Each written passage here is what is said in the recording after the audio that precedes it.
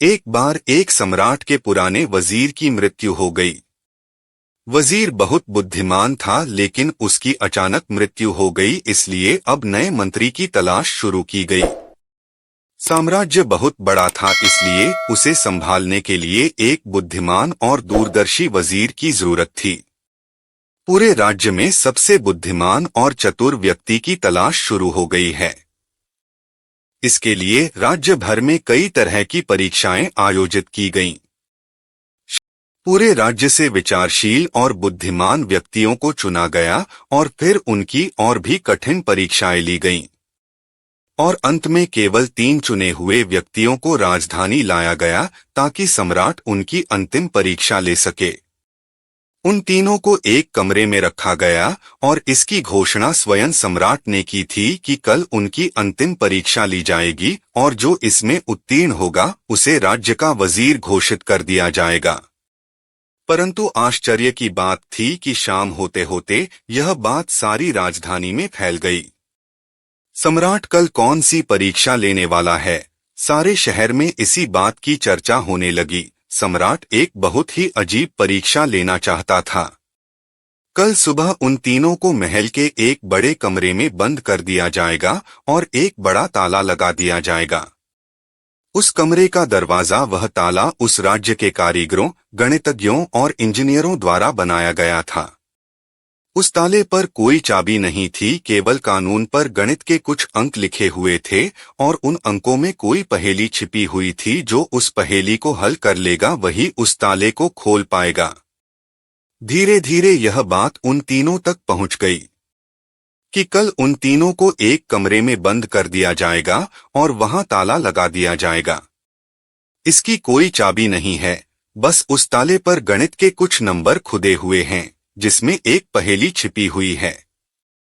उन तीनों में से जो भी उन नंबरों का उपयोग करके पहेली को हल करेगा और सबसे पहले दरवाजा खोलेगा और कमरे से बाहर आ जाओ, उसे वजीर बना दिया जाएगा। यह सुनते ही 3 में से 2 बाजार की ओर भागे और ताले के बारे में जितनी भी गणित की किताबें मिल सकती थीं वे सब ले आए और उनका अध्ययन करने लगे। लेकिन तीसरी सबसे अजीब थी, वह न तो कहीं गया और न ही कोई किताब लाया और अंधेरा होते ही सो गया। बाकी दोनों ने सोचा कि शायद डर के मारे उन्होंने परीक्षा न देने का निर्णय लिया, या हो सकता है उन्हें विश्वास ही न हो कि जो खबर सामने आई है वह सच है। लेकिन फिर भी उन्होंने कोई मौका छोड़ना ठीक नहीं समझा, क्योंकि यह जीवन में एक बार मिलने वाला मौका था। वे पूरी रात जागकर किताबें पढ़ते रहे, ताला विज्ञान से संबंधित जो भी साहित्य था उसे पढ़े। तो तीसरा व्यक्ति उठा और उन तीनों को सम्राट के सामने पेश किया गया। वहां उन्हें पता चला कि यह अफवाह सच थी। उन तीनों को एक बड़े कमरे के अंदर बंद कर दिया गया था जिसके बाहर ताला लगा हुआ था, कुछ गणितीय अंकों के साथ अंकित। आप तीनों में से जो भी इन अंकों में छुपी पहेली को सुलझा लेगा वह दरवाजा खोल सकेगा, और जो दरवाजा खोलकर पहले मेरे पास आएगा मैं उसे अपना वजीर बना लूंगा। मैं बाहर आप तीनों का इंतजार करूंगा।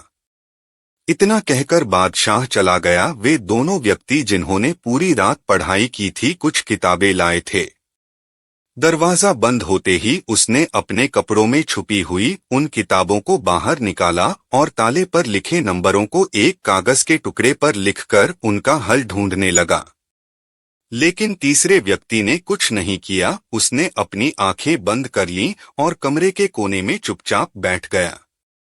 उसे बैठा देखकर वे दोनों हंस पड़े और ताना मारते हुए बोले, क्या तुमने हार मान ली? कुछ करो तो कुछ होगा। उन्हें लगा कि उसने हार मान ली है, वह डरा हुआ है और कुछ भी प्रयास नहीं करना चाहता।